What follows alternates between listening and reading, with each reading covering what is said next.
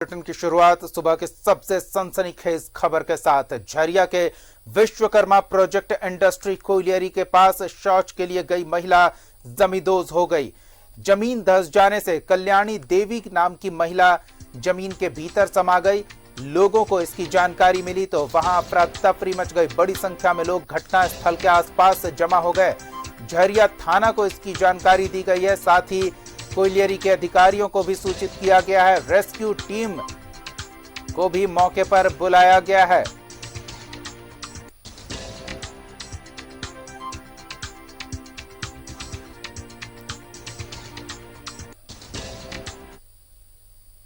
तो ये एक्सक्लूसिव तस्वीरें हम आपको दिखा रहे हैं न्यूज़ 11 भारत पर। झरिया की ये तस्वीरें, इसी जगह जमीन धंस जाने से महिला जमींदोज हो गई। महिला के जमीन के भीतर चले जाने की जानकारी मिलते ही वहां आसपास अफरा तफरी मच गई। बड़ी संख्या में लोग वहां जमा होने लगे।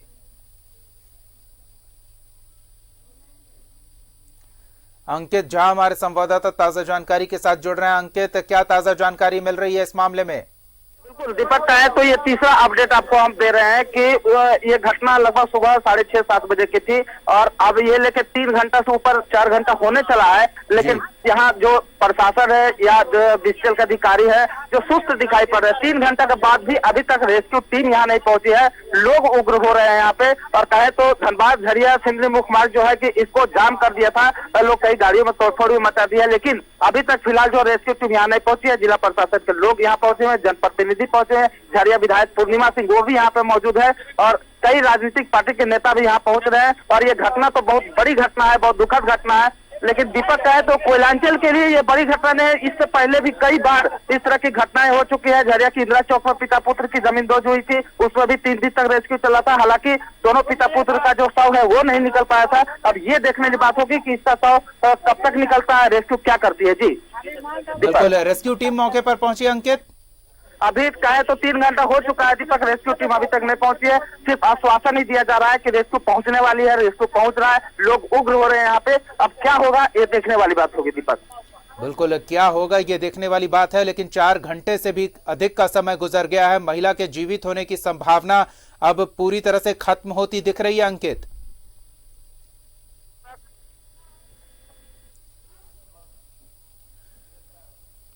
चलिए ताजा जानकारी जैसे और आती जाएगी आप तक हम पहुंचाते जाएंगे। दिल दहला देने वाला ये मामला, झरिया के इस इलाके में जीवित महिला भूधसान का शिकार हुई और जमींदोज हो गई।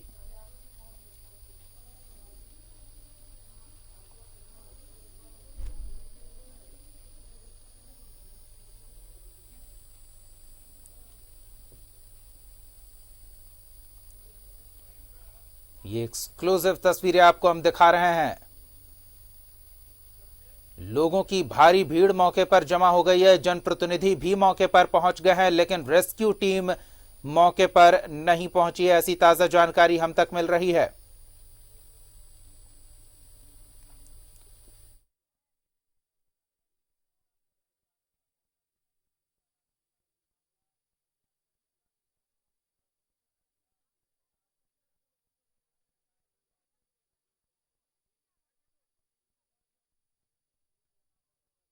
स्थिति है मौके पर, इधर पुलिस के अधिकारी मौके पर पहुंच गए हैं और भीड़ को नियंत्रित करने की कोशिश हो रही है ताकि इस खतरनाक इलाके में और ज्यादा नुकसान न झेलना पड़े।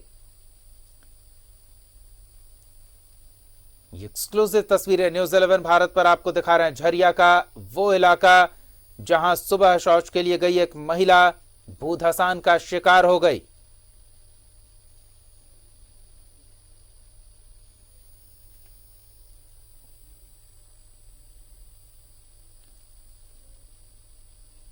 एक्सक्लूसिव तस्वीरें न्यूज़ 11 भारत पर।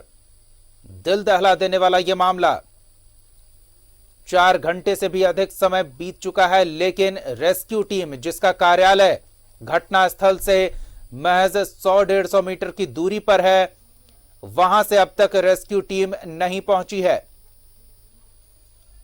समय बीतने के साथ साथ महिला के जीवित होने की संभावना भी खत्म होती जा रही है।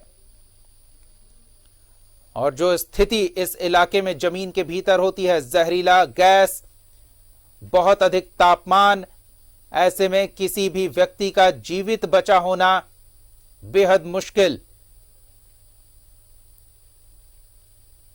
इन खतरनाक परिस्थितियों में बड़ी संख्या में लोग रहने को मजबूर, लेकिन उन्हें सुरक्षित जगहों पर बसाने के लिए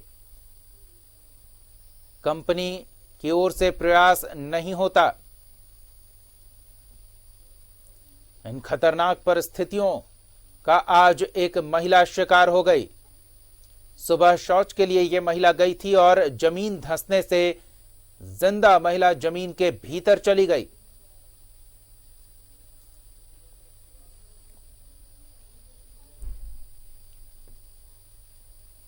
इस इलाके में भूधसान की समस्या आम है, लेकिन इन खतरनाक परिस्थितियों में रहने को लोग मजबूर हैं।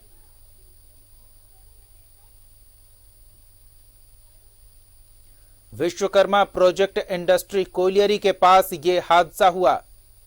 एक महिला इस हादसे की शिकार हो गई। बताया जा रहा है कि भूधसान की वजह से महिला जीवित अंदर समा गई और अब 4 घंटे से भी अधिक का समय करीब करीब बीत चुका है। महिला के जीवित होने की संभावना खत्म होती जा रही है। अरुण वर्णवाल हमारे सहयोगी ताजा जानकारी के साथ जुड़ रहे हैं। अरुण, 4 घंटे से भी अधिक समय बीत गया है, लेकिन अब तक रेस्क्यू ऑपरेशन शुरू होने की जानकारी नहीं मिल रही है। सीधे हम रुख करेंगे अपने सहयोगी अरुण का, जो कि घटना स्थल पर मौजूद है। ताजा जानकारी वो देंगे। जी अरुण। देखिए दीपक, निश्चित रूप से इस झरिया कोयलांचल का यही दुर्भाग्य है कि चारों साइड से ये पहली बार इस इंडस्ट्री इलाके में पहली बार जब ऐसी घटना हुई, जब एक महिला, वो आप देख सकते हैं जहां से धुआं निकल रहा है, वहीं सुबह शौच के लिए आई थी और अचानक से गोफ हुआ है और उसमें समा गई है।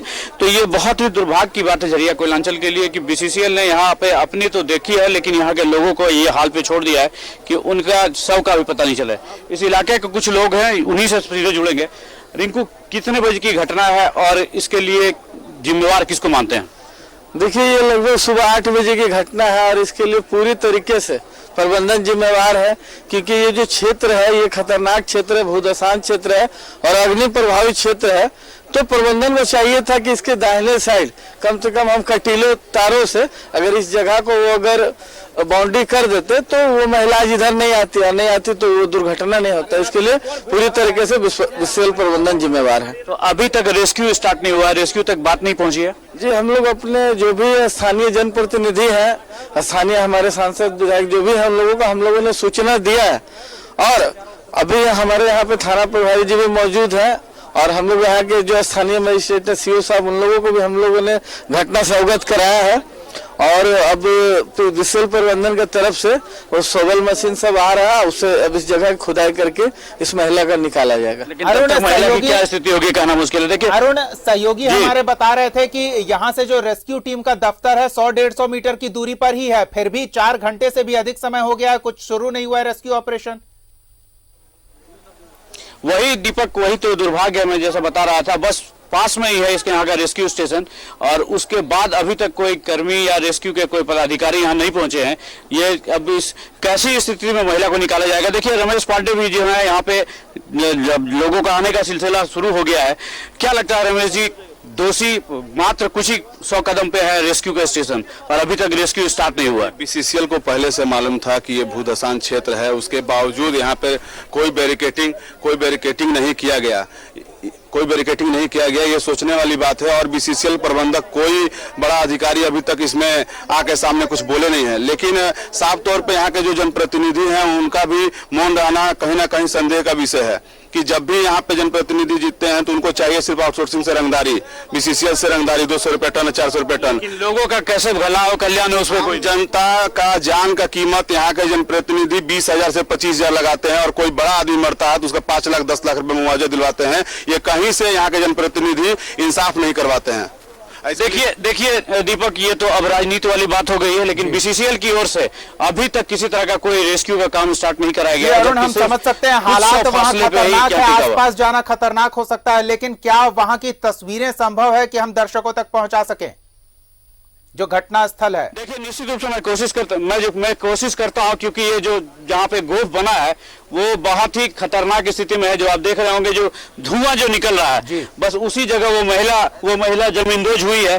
और ये जो महिला यहीं पे जमींदोज हुई है और धुआं आप देख रहे हैं, बहुत छोटा वृत्ताकार में है, लेकिन पूरा जो बता रहे हैं ये एक पैच आया हुआ है जो पूरे मिट्टी भर के सिर्फ काम चलाओ स्थिति जो है बीसीसीएल उसने कर रखा है। और इसमें भी बराबर अभी और गोफ होने का खतरा है।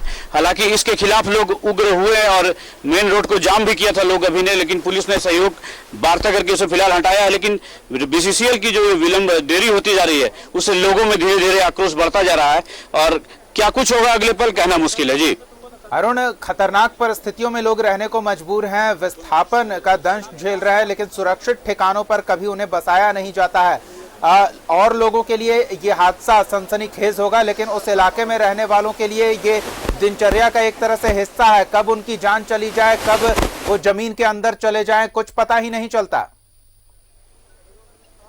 देखिए दीपक, ये कहें तो जो फिर वही बात बीसीसीएल पे ही आके टुक जा रही है, जो सिर्फ गड्ढे कोड़कर कोयला निकालने के काम में ही, अपने स्वार्थ देखने के काम में ही बीसीसीएल लग गया है। जिस जगह पे गोफ है या जहां पे गड्ढे बने हैं उसको कैसे सुरक्षित किया जाए, इस पे कभी कोई कदम नहीं उठाया गया है, जिसका ये परिणाम है जो आज शौचालय के लिए आई महिला जमीन में कहाँ जमींदोज हो गई है पता नहीं चल पा रहा है। ये इलाका जो है आप देख रहे हैं, मैं एक बार सहयोगी से चाहूंगा, देखिए बहुत लोगों की, आसपास के लोगों की भीड़ तो यहाँ पे बहुत हो गई है, जो धीरे धीरे आक्रोश भी बन रहा है। पुलिस भी है यहाँ पे मौके पे, लेकिन इस इलाके के रहने वाले लोग, इंडस्ट्री इलाका है ये, एरिया 9 माफ करेंगे, ये कुसुंडा एरिया का, ये बीसीसीएल के कुसुंडा एरिया का इलाका है, लोग रह रहे हैं, लेकिन कब कहां किसके साथ क्या घटना हो जाए कहना मुश्किल है। तो बहुत ही गंभीर स्थिति है दीपक यहाँ पे। जी तो नजर बनाए रखें अरुण, हम फिर लौटेंगे आपके पास और जानेंगे क्या रेस्क्यू ऑपरेशन शुरू हुआ है। फिलहाल जो स्थितियां हैं बेहद ही चिंताजनक है। 4 घंटे से भी अधिक समय हो गया, लेकिन 100-200 मीटर की दूरी पर मौजूद रेस्क्यू टीम घटना स्थल पर अब तक नहीं पहुंची है। इससे आप अंदाजा लगा सकते हैं कि जो कागजी कार्रवाई की प्रक्रिया होती है, जो आदेश जारी किया जाता है, उसमें कितना विलंब, और कोयलियरी प्रबंधन इस तरह के हादसों के प्रति कितना सचेत है, इसका अनुमान आसानी से लगाया जा सकता है। अरुण, धन्यवाद इन तमाम ताजा तस्वीरों और जानकारियों के लिए।